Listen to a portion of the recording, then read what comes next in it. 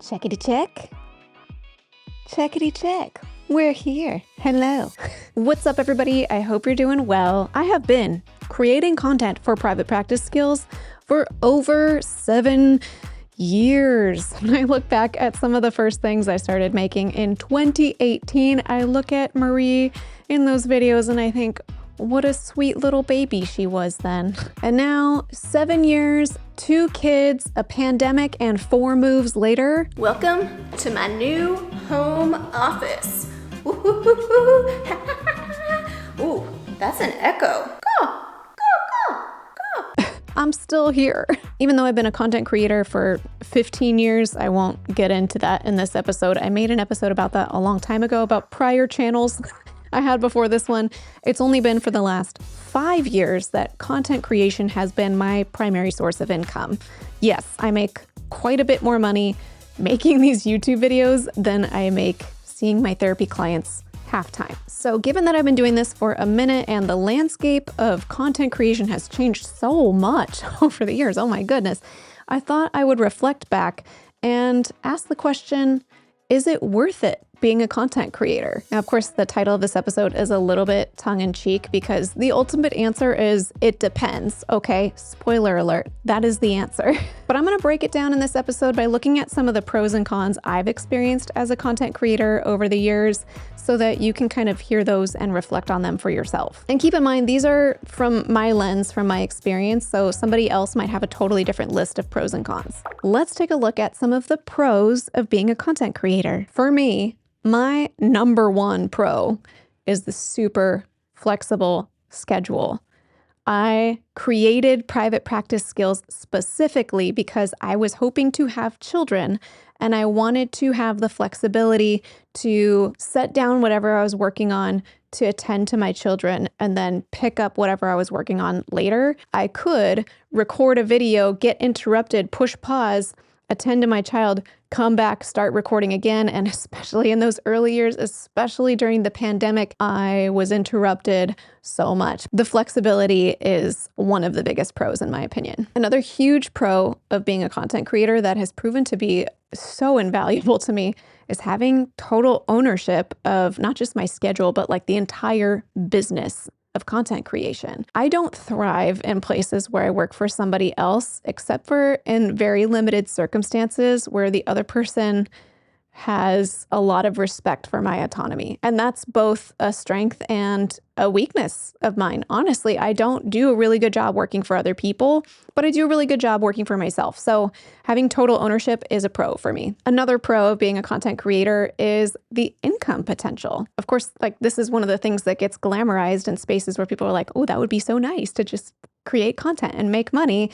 Your income potential has a very high ceiling, especially when you compare it to other options where you're trading your time for your money, like seeing therapy clients, which I find very rewarding, but I have to be sitting in the chair seeing the therapy client in order to generate that income. And as a content creator, I can spend quite a bit of time working on a piece of content, but then once it's out there, it can continue to generate income even once I'm done working on it. Another pro of being a content creator is it offers me an outlet for the abundance of creative energy that I seem to always need an outlet for. When I first started private practice skills in 2018, I frequently told my husband that it was like my latest DIY project that lived inside of the internet and inside of my computer. I had a lot of static DIY projects that I created that then would end up living in our home, and sometimes it was to my husband's chagrin. So I will always create. That's just embedded in my identity. So this is a great opportunity for me to do it in a way that feels rewarding and productive and also generates income. Another huge pro of being a content creator that I don't often hear folks talk about is that it helps develop my own personal brand. I will always have on my resume private practice skills. Even if I quit all of private practice skills tomorrow, which I'm not, this is now on my resume. So I can leverage this platform, this brand that I've built to allow me to lean into opportunities that might not exist if I hadn't built private practice skills. Personally, I'm just enjoying being a content creator as like, the end game, but I do have a sense of like, if I ever wanted to stop doing this, that what I've done with private practice skills will continue to be an asset for me going forward. Okay, and this is something that is landing squarely in my pros list, but for somebody else could be one of the biggest cons. And that's that I get to be by myself a lot. I love spending time with other people. I lean a little bit more extroverted than introverted, but I'm also extremely highly sensitive. Having time to myself in a lifestyle that otherwise is very full of time spent with other people is a gift. Being able to be by myself and just think of ideas for a video and then recording them and editing them, it's just like a really peaceful, like meditative time to myself. Now, all that said, that's like a Marie pro because I hear from so many therapists just how isolating this profession can be. And so adding another thing where you're going to be by yourself a lot could be a huge con. That could be the reason why this isn't a good fit for some people. Okay, all that said, let's get into some of the cons of being a content creator. Some of the cons have made both the pros and the cons list. And the top con in my mind is having total ownership over my content creation business. How is that something that's both on the pros and the cons list? Good question.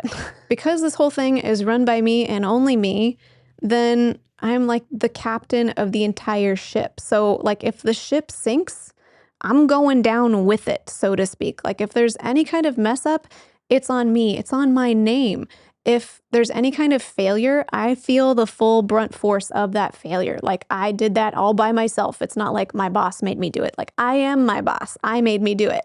Another con of being a content creator is income instability. Yes, your potential for income is much higher, like the ceiling is much higher for how much income you can make, but you're not getting the same salary every 2 weeks or every month, month in and month out. You might have one really great month and then 3 super slow months. So if you're looking for really reliable, stable income, like content creation might not be the best fit. Nonetheless, my annual average is way higher than I could reasonably earn even if I saw therapy clients full time. I'd have to jack up my rate like 2x or 3x and see more than 20 clients a week to earn what I'm making right now, working a total of like 35 hours a week most weeks. Another con of being a content creator is the flexible schedule can really come back to bite a lot of us. Because we're working for ourselves, it's all on us. So sometimes the pressure to make sure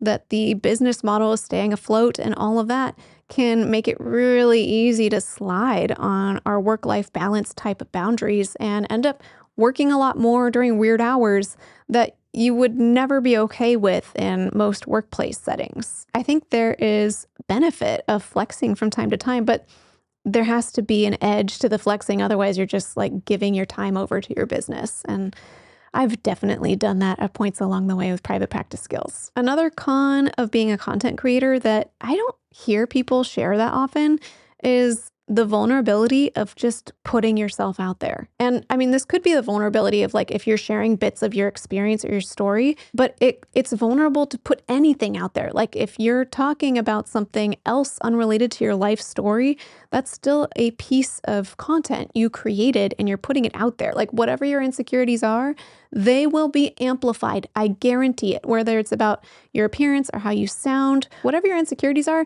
they will get amped up and highlighted if you create content of any sort. Another con is dealing with haters. Some people really are just like mad. They want to be the hater. But sometimes it's like constructive feedback that's just hard to hear, or people who are leaving their comments don't always think about the fact that there's a human on the other side potentially reading it. I think even bigger than just the con of, people not liking your content is like bigger, riskier concerns. Like I'm thinking of things like stalking behavior, or even like things escalating to the point of doxing. Like this is stuff that I think about like a lot, like just making sure I protect myself and my family. And so I want to show up authentically, but I also I just know that there are nefarious individuals out there. Another con of being a content creator is you have to consistently have creative output. Emphasis on consistent and emphasis on creative. The fact that you kind of have to be consistent to feed the algorithm and it still has to be like new, innovative, creative content every single time. It could feel like a lot of pressure. I've felt that pressure at times, and I've just coped by giving myself permission to be a little less creative sometimes, okay? But overall, you still have to be consistent and creative, and that can wear on you eventually. Another con of being a content creator is you have to keep up with an ever-changing landscape. This is true in any job, honestly, but sometimes it feels like it just happens so quickly. Like sometimes it's literally overnight as a content creator where you are just adjusting to like, oh, there's a new algorithm release. The algorithm can change literally overnight, and then you just kind of have to adjust. And unfortunately, right now, the algorithm is rewarding very sensationalized content. And so there's less space for nuance. Something that I've opted for to cope with this, because honestly, most things are quite nuanced in my opinion, is I've just decided to no longer feed the algorithm, but just post whatever the heck I feel like posting, knowing that the algorithm is not going to reward me for it. Another con of being a content creator is that you have more exposure or vulnerability to legal action. I wasn't really fearful of this earlier on because I just thought like, okay, well, Marie, you're not doing anything illegal, so you're good. But people will take legal action even if you are following the rules. Okay, well, there's more I could say to add to the list of pros and especially cons. And I'm aware that my list of cons is much longer than my list of pros. So doesn't that mean that it's not worth it? Not necessarily. I don't know what I would be doing if I wasn't a content creator. I have been making content for literally 15 years. Feels a little bit similar to like, what would I be doing if I wasn't a therapist? It's like, I've been planning to be a therapist since I was 14. What do you mean not being a therapist? But all that said, like for me, being a content creator is a net win. I think the biggest pluses for me are the flexibility, being able to work for myself, and the capacity to generate income at a scale that is just far outside of what I'd be able to generate as a therapist. And bonus, I have not raised my rates nearly as much as I would in my therapy practice because I'm generating so much income from generating content. And something that I've said before in other episodes and I stand by is whatever kind of content you're creating, you have to choose something that you enjoy. When it comes to content creation, it's just a bonus that I'm able to generate income, and hopefully I'm also supporting other people in various ways through the content I create. For me, it is worth it to be a content creator. It's not a get rich quick scheme. Like, it's not about figuring out what's trendy and doing that. Like, that will work for a while, but you'll lose yourself in it. It's more about finding something that's sustainable, that's meaningful, that's aligned with your values. And yeah, if you grow more slowly or don't get as many followers or views because you're doing something you love, like, to me, that's a win. That is a win. And before we close, I'd like to thank TherapyNotes.com for sponsoring this video. TherapyNotes helps with all of your practice management needs, from scheduling to notes to billing. They have a HIPAA-secure telehealth platform included for free for all users and a whole suite of AI features to streamline your note-taking process. If you'd like to check out Therapy Notes, you can get 2 months to try all of these features for free with no commitment just by clicking the link in the description of this video. Well, I hope you found this episode helpful, and also feel free to chime in the comments with any questions you have about being a content creator, because I think I'm going to record a separate episode where I answer your questions. I didn't get to those in this episode because it was already long. Okay, and until next time, from one therapist to another, I wish you well. This is me super being a content creator. Do you know what I mean? Yeah, it's me being a content creator right now. I'm doing a great job being a content creator. What do you think?